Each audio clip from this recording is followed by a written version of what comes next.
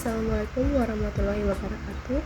Perkenalkan, nama saya Frilianti Samosir dengan NIK S1C1230332. Pada kesempatan kali ini saya akan menjelaskan materi mengenai jenis-jenis bahan galian dan metode penambangannya. Bahan galian adalah sumber daya alam yang berasal dari bumi, berupa mineral, batu bara, atau panas bumi yang dapat diekstrak dan dimanfaatkan untuk keperluan industri, energi, atau konstruksi. Istilah ini sering digunakan dalam konteks pertambangan, di mana bahan galian dikelompokkan berdasarkan sifatnya, misalnya logam atau non-logam. Di Indonesia, definisi ini diatur oleh Undang-Undang Nomor 4 Tahun 2009 tentang pertambangan mineral dan batu bara, yang menyatakan bahwa bahan galian meliputi mineral logam, mineral bukan logam, batuan, dan batu bara. Nikel merupakan salah satu bahan galian yang sering ditambang di Indonesia. Nikel adalah unsur logam berwarna keperakan yang banyak digunakan untuk pembuatan stainless steel dan bahan baku baterai kendaraan listrik, terutama karena sifatnya yang tahan korosi dan mampu membentuk paduan kuat. Secara geologi, nikel terbagi menjadi dua jenis utama, yaitu nikel laterite dan nikel sulfida. Sebelum mengetahui proses penambangan nikel, perlu diketahui bahwa ada beberapa jenis penambangan yang bisa diterapkan untuk mengambil mineral dari dalam bumi, yaitu sistem tambang terbuka, sistem penambangan bawah tanah, sistem penambangan bawah air, dan sistem penambangan in situ. Umumnya, perusahaan-perusahaan tambang nikel seperti PT Vale Indonesia atau PT Antam Persero Tbk menerapkan sistem penambangan terbuka atau surface mining, yaitu open pit dan open cast. Penambangan nikel dengan menggunakan metode open pit mining merupakan teknik penambangan terbuka yang dilakukan dengan menggali permukaan tanah secara bertahap hingga membentuk lubang tambang besar atau pit. Pada endapan nikel laterite, proses penambangan dimulai dengan pengupasan lapisan tanah penutup atau overburden untuk mengekspos biji nikel yang berada di bawahnya. Pembentukan lereng bertingkat dilakukan agar dinding tambang tetap stabil dan aman selama proses penambangan berlangsung. Metode ini biasanya diterapkan pada endapan nikel yang kedalamannya sedang hingga cukup dalam, serta memerlukan pengaturan alur pengangkutan material yang efisien. Keunggulan metode ini adalah kontrol kestabilan lereng yang baik dan kemampuan untuk menambang biji secara sistematis hingga kedalaman yang lebih besar. Penambangan nikel dengan menggunakan metode open cast mining adalah teknik penambangan terbuka yang diterapkan pada endapan nikel yang berada sangat dekat dengan permukaan dan tersebar luas. Penggalian dilakukan dengan membuka area yang sangat lebar namun tidak terlalu dalam, sehingga tidak selalu membutuhkan pembentukan lereng bertingkat seperti pada open pit. Karena endapan berada dangkal, proses penambangan dapat langsung dilakukan setelah pembersihan permukaan tanpa pengupasan overburden yang terlalu besar. Metode ini memiliki keunggulan dalam efisiensi biaya dan kecepatan produksi karena jarak penggalian relatif pendek dan penggunaan alat berat dapat dioptimalkan dalam area yang luas. Adapun tahapan penambangan nikel menggunakan metode surface mining, yaitu yang pertama land clearing, yaitu proses awal sebelum penambangan dengan membersihkan vegetasi di atas cadangan nikel untuk mempermudah penggalian. Yang kedua itu topsoiling, di mana lapisan tanah teratas atau topsoil yang mengandung humus dan unsur hara dikupas, diangkut lalu ditimbun pada suatu lokasi khusus yang telah dipersiapkan untuk menimbun tanah pucuk ini atau topsoil bank. Penimbunan ini dilakukan agar kondisi dan komposisi topsoil tersebut tidak berubah dan dapat digunakan kembali ketika proses reklamasi dan revegetasi dilakukan setelah operasi penambangan selesai dilakukan. Yang ketiga itu pengupasan dan pengangkutan tanah penutup atau overburden, di mana lapisan tanah di bawah topsoil yang tidak subur dikupas dan diangkut lalu ditimbun pada lokasi penimbunan yang berbeda dengan lokasi penimbunan topsoil. Yang keempat itu penambangan. Tahapan penambangan biji nikel dan kemudian diangkut ke stockpile untuk ditimbun sementara pada lokasi tambang. Yang kelima itu pengangkutan, di mana material biji nikel hasil penambangan diangkut menuju lokasi pengolahan untuk diolah untuk menghasilkan bahan olahan nikel maupun pelabuhan untuk dikirim menuju pihak pembeli. Yang keenam itu penimbunan, di mana setelah deposit nikel sudah habis maka dilakukan pada cekungan-cekungan bekas tambang sehingga perubahan bentang alam yang terjadi dapat diminimalisasi. Bahan galian yang kedua yaitu emas. Emas adalah logam berharga yang terbentuk di dalam batuan atau terkumpul di endapan aluvial. Sifat biji dan lokasinya menentukan metode penambangan yang paling efektif. Terdapat banyak sekali metode penambangan emas. Berikut metode penambangan emas. Metode penambangan emas yang pertama yaitu open pit mining, yaitu dengan menggunakan metode tambang terbuka. Open pit mining ini dilakukan dengan menggali permukaan tanah secara bertingkat untuk mengekstraksi biji emas yang dekat dengan permukaan.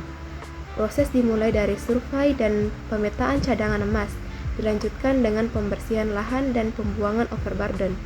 Biji kemudian digali menggunakan ekskavator dan bulldozer, diangkut dengan dump truck ke fasilitas pengolahan dan diekstraksi emasnya melalui milling dan larutan kimia. Metode ini efisien untuk cadangan besar dan memungkinkan produksi tinggi meski dampak lingkungannya signifikan. Metode yang kedua yaitu underground hard rock mining yang dilakukan pada tambang bawah tanah, di mana diterapkan untuk biji emas yang berada jauh di bawah permukaan. Terowongan atau shaft dibuat menuju cadangan biji, lalu biji digali dengan metode room dan pilar atau cut and fill. Biji yang dihasilkan diangkut ke permukaan melalui conveyor atau lift, kemudian diproses untuk mengekstraksi emas. Metode ini lebih aman untuk lahan permukaan dan mampu mengekstraksi biji berkualitas tinggi meski biaya operasional dan risiko kecelakaannya lebih tinggi. Metode yang ketiga itu placer atau alluvial gold mining atau pendulangan emas aluvial. Dilakukan dengan mengekstraksi emas dari endapan sungai atau pasir aluvial, di mana emas terbawa air dan mengendap di pasir atau kerikil. Metode ini bisa dilakukan secara manual dengan panning menggunakan Swiss box atau dredger untuk skala lebih besar. Prosesnya sederhana, murah, dan memungkinkan emas langsung diperoleh meski produksi terbatas pada lokasi dengan endapan aluvial. Boksit juga merupakan salah satu contoh bahan galian, di mana boksit adalah salah satu bahan galian logam yang keterdapatannya tidak jauh dari permukaan bumi. Dengan kata lain, keadaan tanah penutup tidak terlalu tebal. Hal ini bisa kita lihat dari genesa boksit itu sendiri, di mana boksit merupakan hasil pelapukan yang terlarutkan, sehingga dalam proses penambangannya dapat dilakukan dengan metode penambangan terbuka. Metode penambangan boksit dilakukan dengan metode tambang terbuka atau surface mining, karena endapan boksit berada di permukaan dengan overburden yang tidak terlalu dalam pengupasannya. Di dalam pelaksanaannya, sistem yang banyak diterapkan adalah open pit, yaitu metode penambangan untuk endapan biji logam. Open pit dan open cut dapat dibedakan dari arah penambangannya. Penambangan dengan metode open pit dilakukan dari permukaan yang relatif mendatar ke bawah mengikuti endapan biji. Sedangkan open cut dilakukan pada lereng suatu bukit. Jadi penerapan open pit dan open cut sangat tergantung pada letak dan bentuk endapan biji yang akan ditambang. Adapun tahapan penambangan bauksit menggunakan metode surface mining, yaitu yang pertama pembersihan lahan, di mana pembersihan lahan ini merupakan kegiatan menghilangkan vegetasi seperti pohon, semak, dan sisa organik lainnya pada area tambang. Langkah ini bertujuan membuka akses kerja alat berat dan memastikan permukaan tanah siap untuk proses pengupasan lapisan atas. Yang kedua itu pengupasan tanah pucuk atau topsoil. Setelah lahan bersih, lapisan tanah pucuk dikupas karena mengandung bahan organik yang tidak boleh tercampur dengan ore bauksit. Tanah pucuk ini dikumpulkan dan disimpan, kemudian nantinya digunakan kembali pada tahap reklamasi untuk mengembalikan kesuburan tanah di area bekas tambang. Tahapan yang ketiga itu pengupasan overburden. Langkah berikutnya adalah pengupasan overburden, yaitu memindahkan lapisan penutup non-biji yang berada di atas endapan bauksit.